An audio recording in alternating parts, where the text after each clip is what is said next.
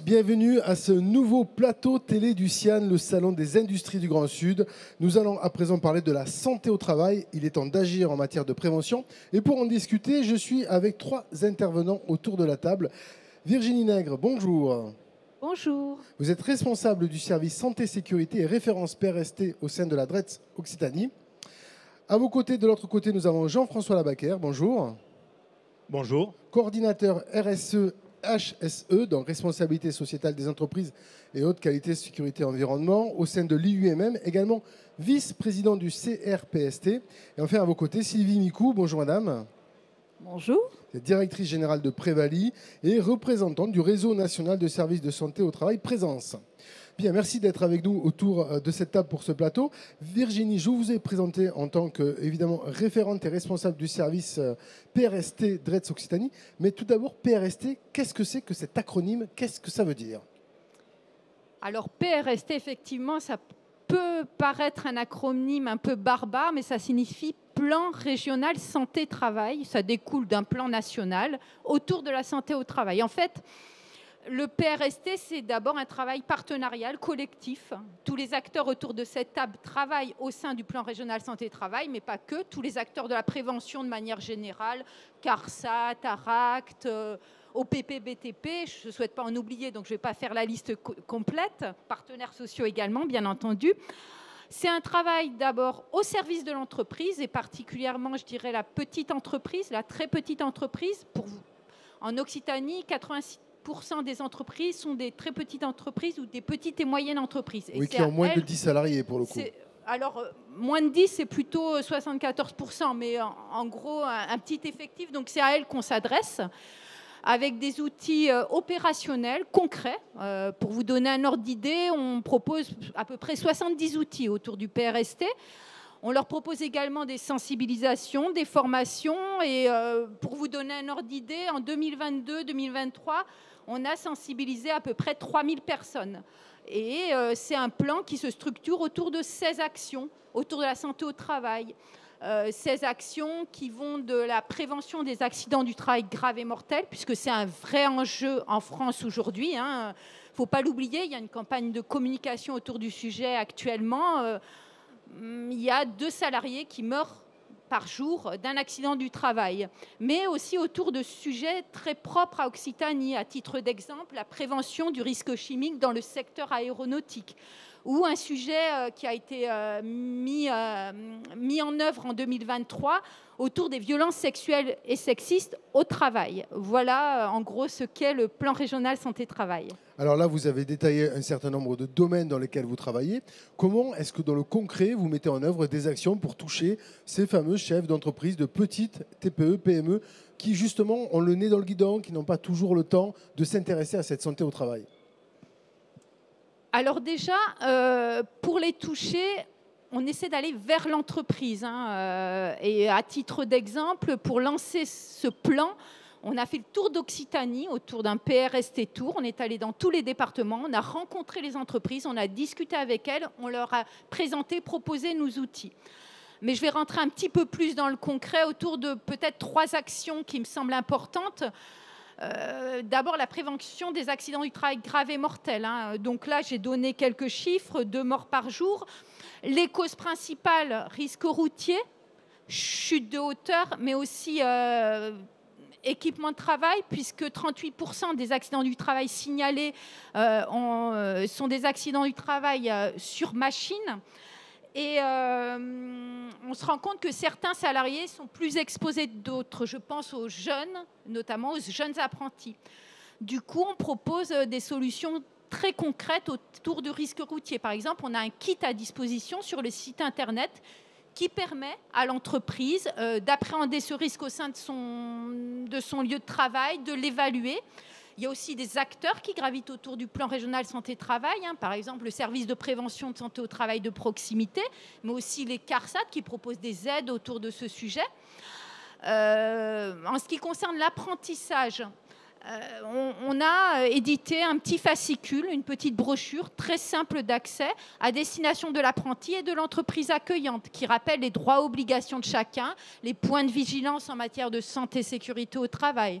Voilà 2 exemples d'outils. Et là, le 16 novembre, on proposera un webinaire sur les accidents du travail graves et mortels pour parler de ce sujet aux entreprises avec la CCI.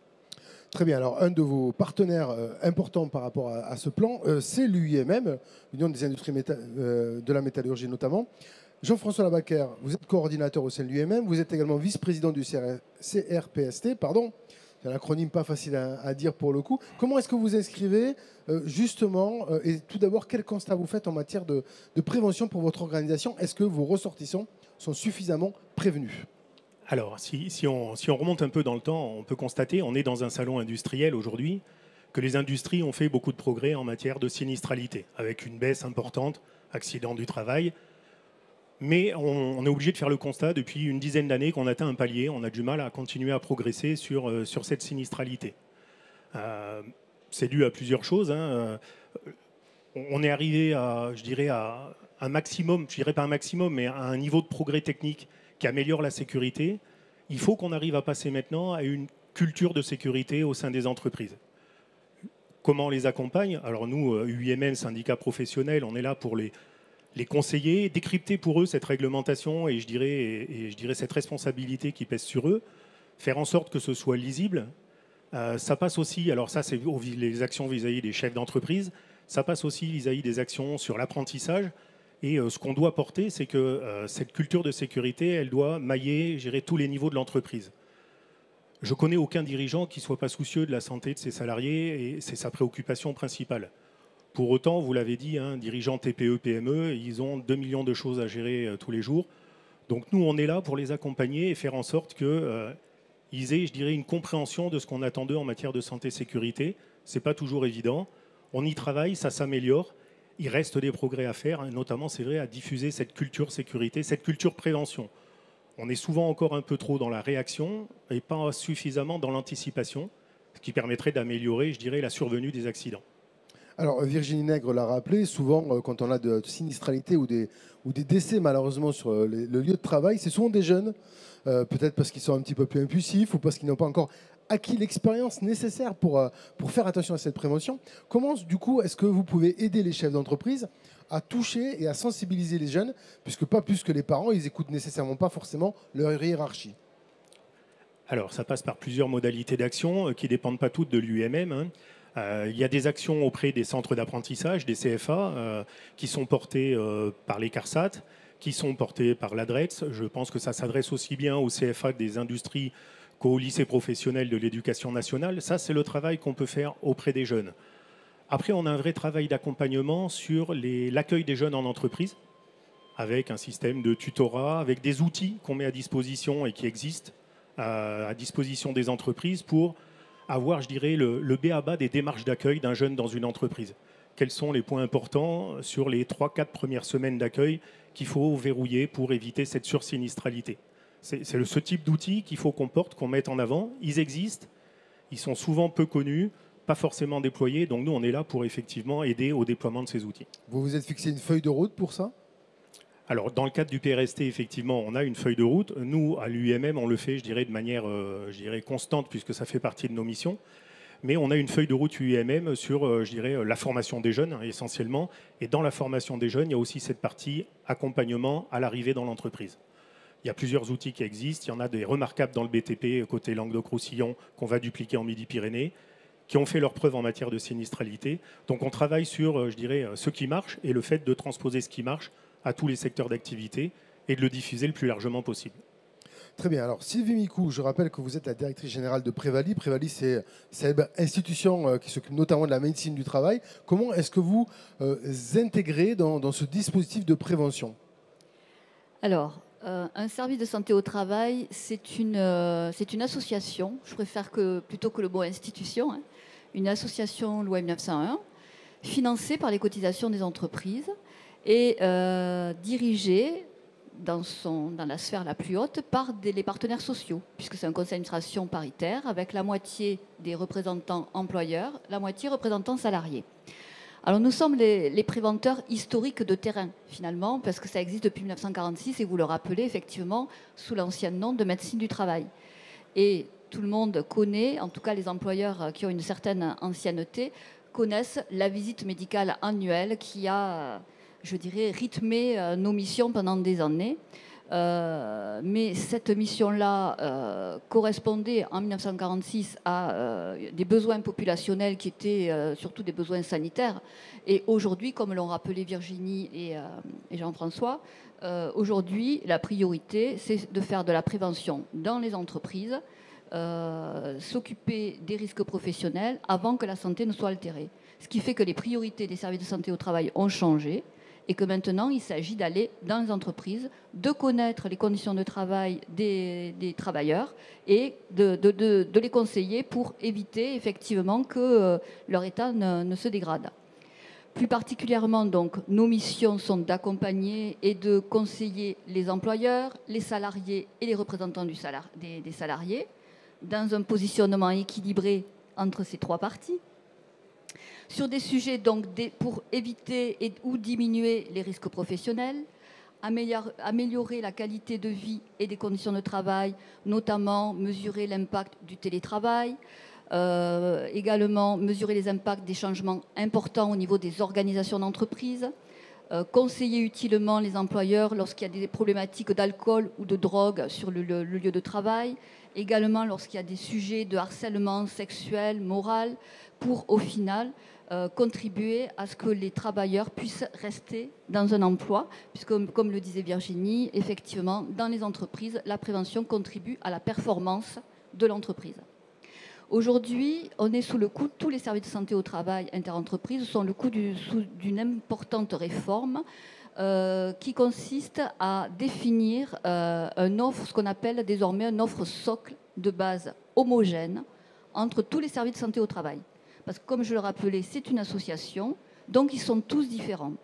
Ce qui pouvait contribuer à noyer un petit peu la représentation de ce que l'on peut faire au profit des adhérents. Donc désormais, tous les services de santé au travail devront proposer le même socle de base. Un référentiel commun. C'est ça. Un référentiel commun de services, je dirais, qui prévoit donc, qui se décline en trois volets. Donc la prévention des risques professionnels, qui est le plus important. Ensuite, évidemment, le suivi individuel de chaque travailleur qui est maintenu. Et la prévention de la désinsertion professionnelle. Également, désormais, les services de santé au travail devront mettre en place une offre spécifique pour les travailleurs indépendants. Ce qui est nouveau, puisqu'ils n'ont pas de salariés. Pendant longtemps, effectivement, nos missions s'adresser uniquement aux salariés. Désormais, pour les travailleurs indépendants qui le souhaitent, on sera tenu de leur proposer également une offre. Et également, autre volet de cette réforme, au-delà de la mission réglementaire des services de santé au travail, nous pourrons, à la demande des adhérents, lorsqu'ils veulent aller plus loin dans les besoins d'accompagnement, on pourra leur faire des propositions personnalisées, sur devis, je dirais, entre guillemets, voilà, sur un autre volet. Notre particularité, c'est qu'on est des préventeurs de proximité, 18 000 professionnels en France. Hein.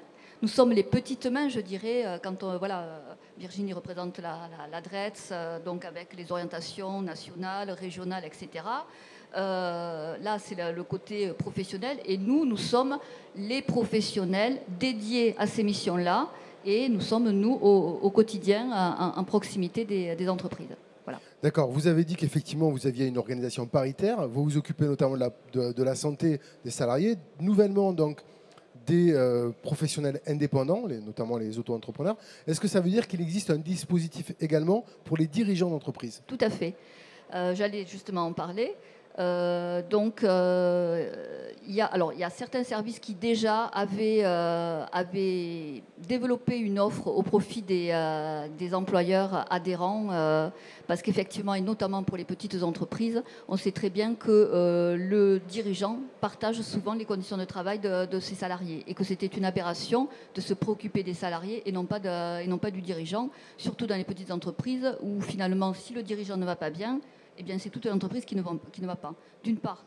Et d'autre part, si le dirigeant est convaincu du bien fondé de l'action de prévention pour lui-même, il le fera également pour ses salariés. Voilà, donc un double intérêt. Et désormais, effectivement, les services de santé au travail s'occupent également de la santé des dirigeants. Dans les autres accompagnements. Du coup, je continue. À l'occasion effectivement de cette réforme qui date de 2021, on est donc là maintenant dans la mise en œuvre. Il y a un accompagnement renforcé dans l'élaboration du document unique, l'évaluation des risques professionnels, le plan d'action en déclinaison du document unique, puisque document unique d'évaluation des risques professionnels, tout le monde, toutes les entreprises savent que c'est obligatoire, mais ce qui est intéressant surtout, c'est le plan d'action après l'évaluation des risques professionnels. Et nous sommes là pour accompagner les entreprises, notamment les plus petites, pour avancer sur ces sujets. À travers, on propose des webinaires, on met en place des relais de prévention. Alors là, ce sont dans les entreprises, les entreprises ont l'obligation de nommer un référent sécurité que nous formons, et ensuite on anime un réseau de ces référents sécurité de façon... À partir de quelle taille, le référent sécurité? Alors, référent sécurité, nous, on a mis en place ce dispositif à partir de 50 salariés. Voilà. Également, donc, qu'est-ce que je peux vous dire sur l'accompagnement toujours au document unique, évaluation des risques professionnels. Il y a bien sûr l'élaboration de la fiche d'entreprise qui est faite par le service de santé au travail et qui aide les chefs d'entreprise à élaborer le document unique. Voilà. D'accord, donc tout un panel d'accompagnement qui est organisé et qui est en relation avec les différents services de l'État. C'est ça. Très bien. Du coup, Virginie Nègre, on voit un petit peu l'état des lieux qui est mis en œuvre, tout un plan d'action, des acteurs qui sont impliqués dans ce dispositif de la prévention au travail. Est-ce qu'il y a, dans la feuille de route que vous nous avez présentée tout à l'heure, un objectif? Est-ce que le but, c'est de diminuer la mortalité, par exemple, du travail? Est-ce qu'il y a un objectif plus long terme sur lequel vous êtes positionné? Alors, je dirais il y a deux objectifs. Le premier, c'est ce que vous dites, baisser la sinistralité, qu'il n'y ait plus de morts au travail, plus de blessés.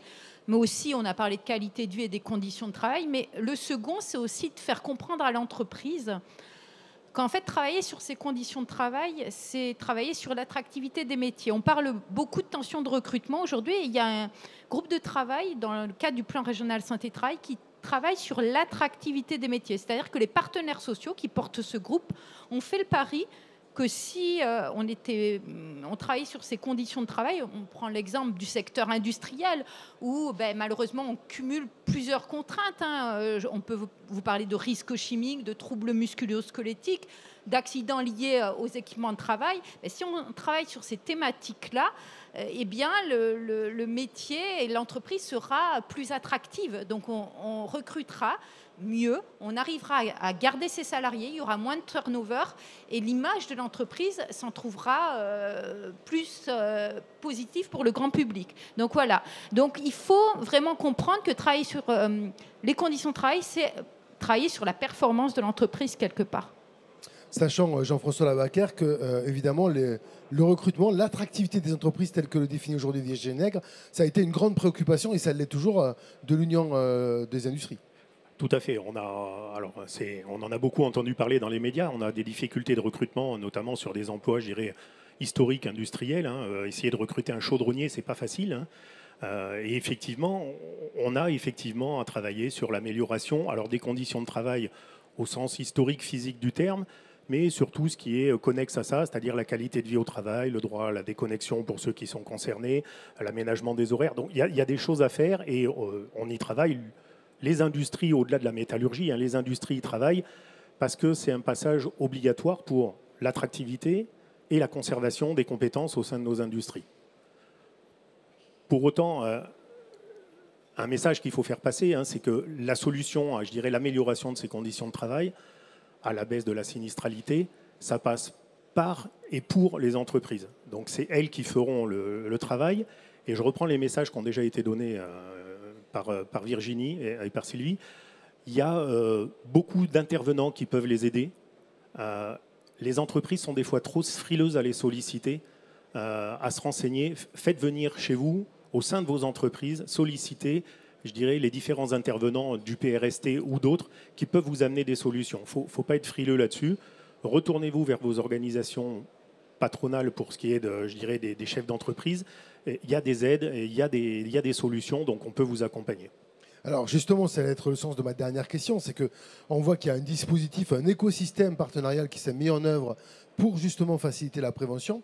le chef d'entreprise, surtout quand on parle des petites et moyennes entreprises, il a souvent le nez dans le guidon. Donc, s'il a envie de travailler sur cette mission-là, qui est une mission importante pour l'entreprise, qui il va contacter? Alors moi, j'avais effectivement pensé à Prévaly, puisque le médecin de travail, c'est un médecin, et c'est souvent le premier interlocuteur du dirigeant. Alors le médecin, effectivement, mais également toute l'équipe pluridisciplinaire. C'est-à-dire que désormais, enfin ça fait maintenant quand même quelques années, le médecin est à la tête d'une équipe composée pratiquement d'une dizaine de personnes, où il a à côté de lui des préventeurs, qu'ils soient ingénieurs, qu'ils soient techniciens. Il a des infirmiers. Il y a beaucoup d'infirmiers qui travaillent et qui assurent en majorité le suivi individuel des salariés. Il y a également des assistants, des ergonomes, des toxicologues, enfin tout un panel de compétences. Effectivement, c'est pour ça que je disais, nous sommes le préventeur de proximité, historique en plus. Je pense que pour des actions concrètes, effectivement, nous sommes le bon interlocuteur. Et souvent, ils connaissent les organisations, leurs organisations professionnelles, et c'est souvent les organisations professionnelles qui nous les envoient d'ailleurs. Très bien, évidemment, les services de la DRET sont également mobilisés. On peut vous saisir directement lorsqu'on est un chef d'entreprise. Oui, tout à fait. Les services de l'adresse et de manière plus opérationnelle, le système d'inspection du travail, puisqu'il y a un service de renseignement en droit du travail à disposition des employeurs et des salariés, et aussi l'inspecteur du travail, l'agent de contrôle de proximité. Voilà. Très bien. Mais écoutez, la prévention au travail, la santé au travail, c'est un sujet qu'on n'a pas fini de traiter, qu'on abordera également dans de prochaines émissions du plateau Télésial. Mesdames, Messieurs, merci à vous pour vos explications et vos précisions.